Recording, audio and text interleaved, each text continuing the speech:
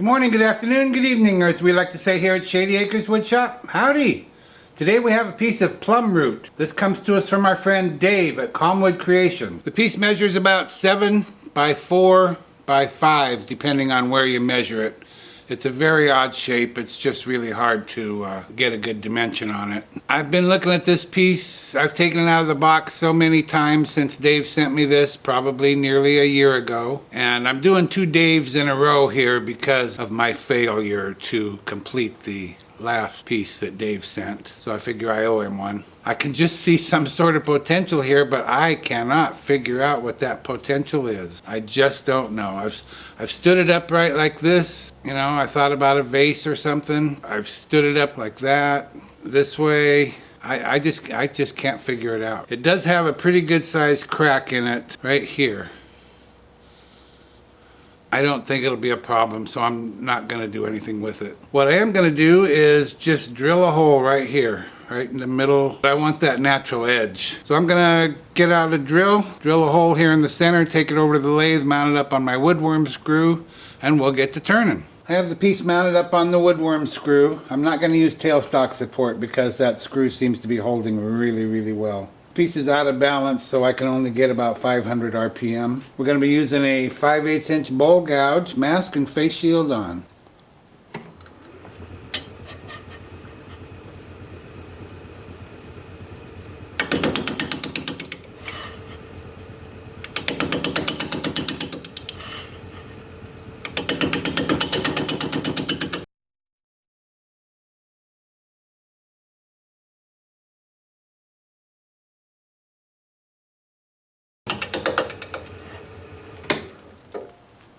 Well, we're not making much headway here, are we? Just on that one part, but we'll get there.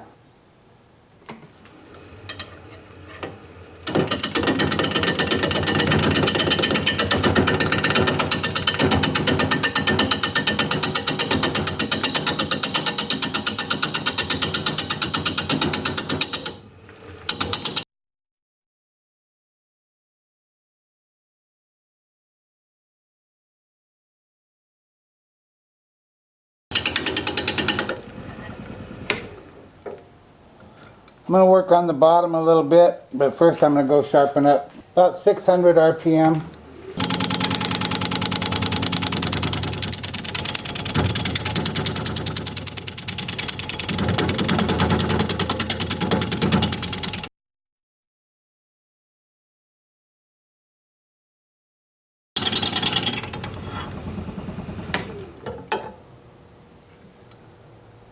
Well, I need to get down to some place where I can make a tenon or a recess or something. And we're not there yet, because I got that big gap in there.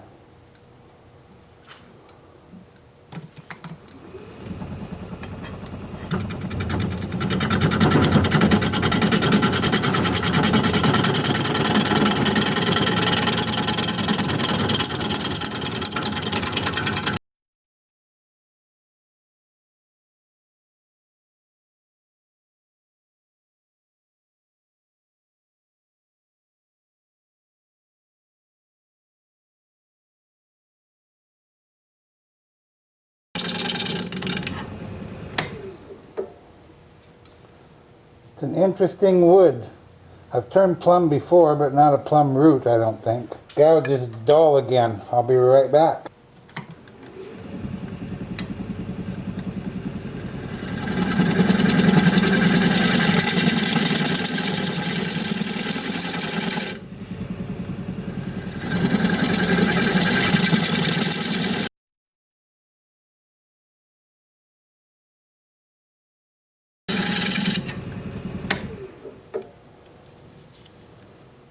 We'll mark out for the tenon. If we're going with a tenon, maybe we're going with a recess. I'm kind of thinking recess. Yeah, recess. Tuffy likes tenons better because he likes to watch me remove them. But sometimes you just need a recess. Sorry, bud.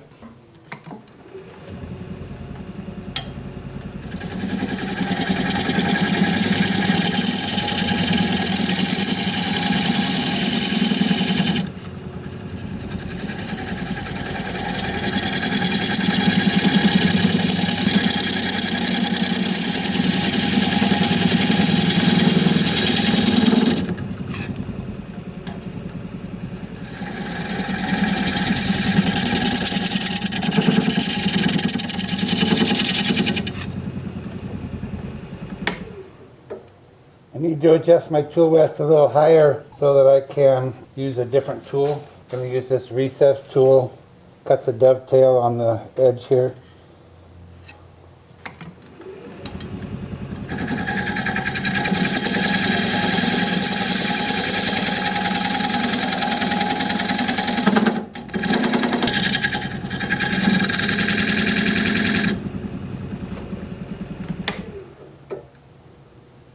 Boy, that's some hard wood. Of course, I guess that knot isn't helping any. All right, we'll go back to work on the side over here.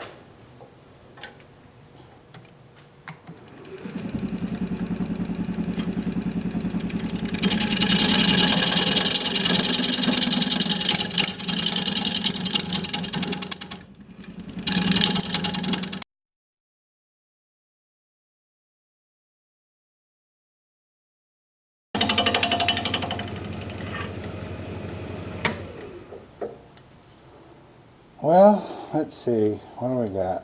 It's just such an odd shape. I think I'm gonna move my bottom down that way. I'm not a fan of where it is.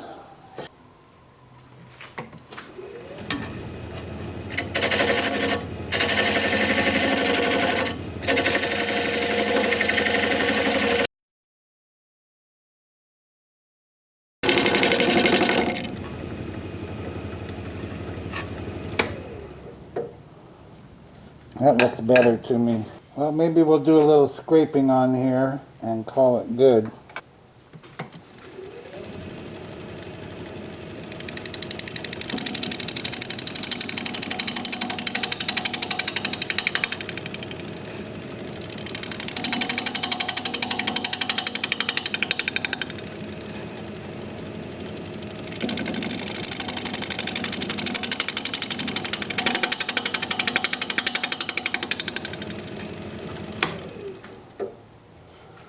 Well, I don't know what I'm going to do about all this. Sure doesn't want to come off, and I won't be cutting into it from the top side. I guess I'll be sanding it off. Well, maybe I could do a little bit of work here on this bottom that I have. I didn't quite finish that up.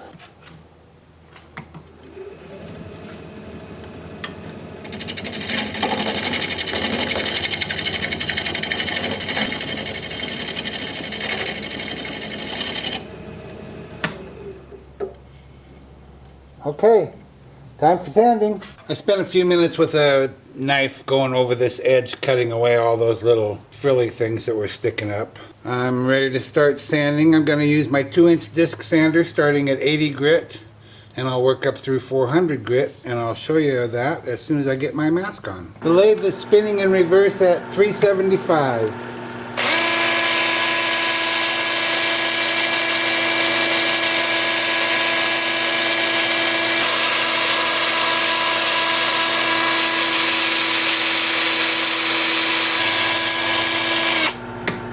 It doesn't look like that's going to be much of an issue. I'll also sand in forward as well.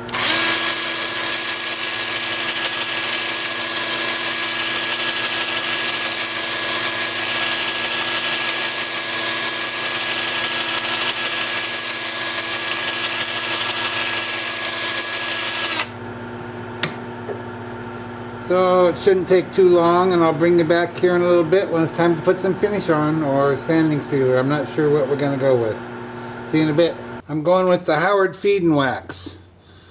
And the reason for that today is because this wood needs some softening up. This is very, very hard wood. I'm kind of surprised. Now I know why I had to keep going to sharpen. And this finish will make it feel so smooth and kind of softish. Now I'm not going to finish inside the recess because that's where I'm going to sign it, and of course this is mostly wax and orange oil, and I won't be able to sign it if I finish inside there, so I'm not going to yet. I'll do it after I sign. I think this will end up being a pretty nice piece. Right now it looks kind of bland maybe. The natural edge is going to be the savior. So I will let this set up for half an hour or so, 20 minutes at least, and buff it up.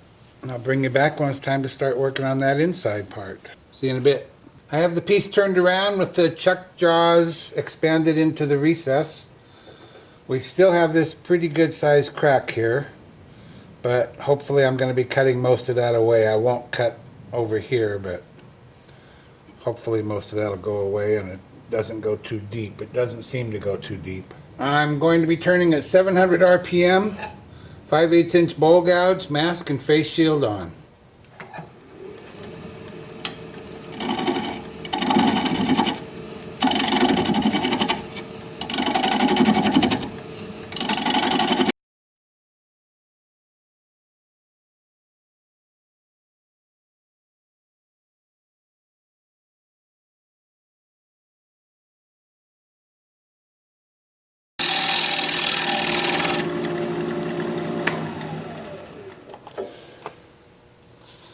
Well, as you can see, I had to switch to carbide. This wood is incredibly hard. I even had to sharpen my carbide before I could get it to cut. I don't know why it's so hard, but it's hard. Not as hard as that manzanita I did. Holy smokes, I'll never ever forget that. But plenty hard.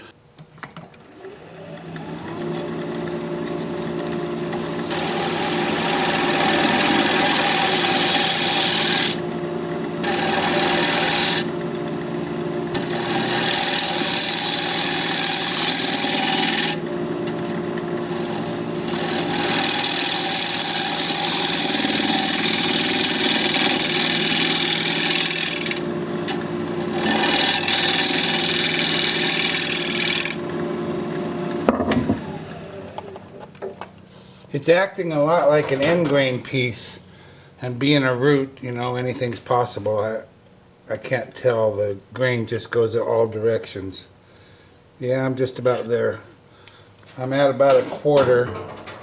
I'm about 3/16 on this side, so I'd like to go just a tiny bit deeper.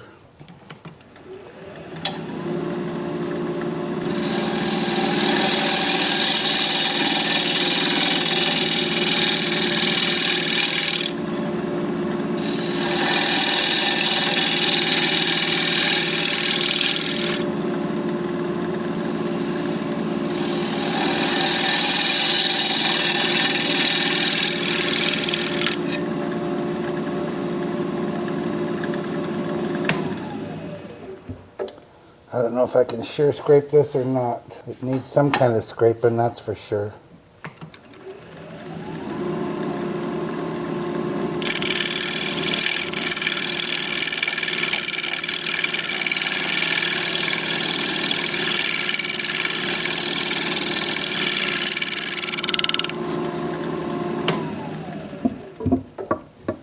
It's also thinner than I wanted to go, but I wanted to get rid of that crack, and I got most of it. The little piece left there. Okay, we'll try a different scraper. We'll try this 1-inch negative rake.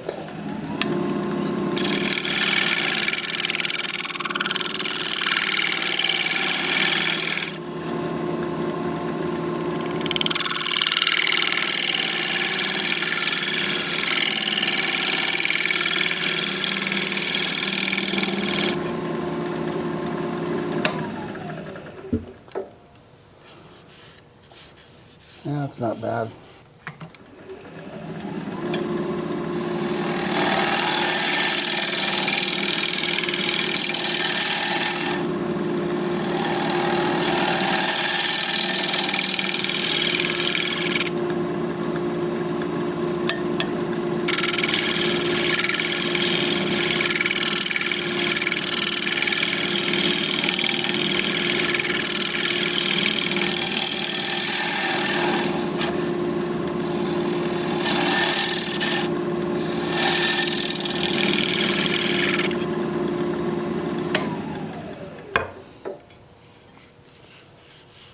Time for sanding. I'm going to start the sanding with my Sandoflex 180 grit. I just want to clean up this top edge here. And then I will switch to my 2-inch sanding disc for the inside. I'm going to start at 80 grit and work up through 400. And I'll show you both of those as soon as I get my mask on.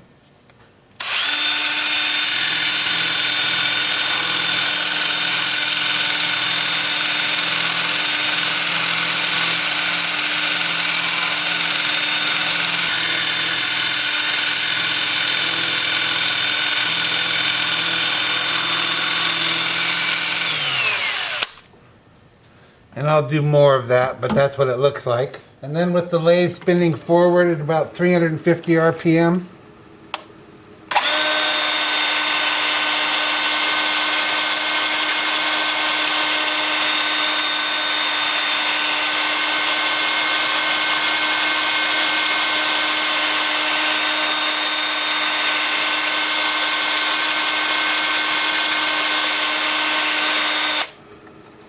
And it looks like that's going to go pretty smoothly. So I'll bring you back here in a little bit when it's time to put some finish on. See you in a bit. Well, the sanding was just pretty easy peasy, just like I thought it would be. And so now I'm applying the Howard Feed and Wax. And again, I'll let this set up for 20 minutes or so and then buff it up. This edge kind of wraps around. It's kind of a beveled edge, so I'm going to apply it to the outside again, just because I know I'm spilling it over. But it doesn't, I've done this before, multiple coats, and it doesn't seem to make any difference at all. I'm only doing it so just in case I'm making a mess. Well, I guess I hoped for more out of this piece. It was kind of a lot of work because it was so dang hard, but the grain itself is just sort of bland, nothing real special about it, except that it's smooth as can be. It really took a nice sanding. And when I said I wanted to apply this because it softens it, what I meant by that is it doesn't soften the wood. I didn't mean that. I meant that it kind of gives it a buttery feel because it is so hard. I just really like this stuff. So I'll let that set. I'll buff it up and I'll be back. See you in a bit. Well, here it is, one Plum Root dish in the books. We'll call this a dish, kind of small. You know, the sides are pretty thin at about 3/16 and the bottom was 3/16, but it still has a little heft to it. I guess that's because it's such a dense wood. And now that I have it in my hands and feel that heft, I kind of like it. I wasn't liking it too much for a while there. There's the bottom. But it just feels nice. It feels good to touch it and it feels good to hold it. Kind of a cutie. Thank you, Dave from Calmwood Creations, for sending this along for all to enjoy. If you like this video, thumbs up please. I'd sure appreciate it. If you're a subscriber, thank you very kindly. I truly appreciate that. If you're not a subscriber, you might consider becoming one. I put out regular videos about one a week, and I'd like to keep in touch. An easy way to subscribe is just click my picture you see there near the end of the video. Your comments are always welcome, and I read all of them. So for now, this is Phil, Shady Acres Woodshop, signing off.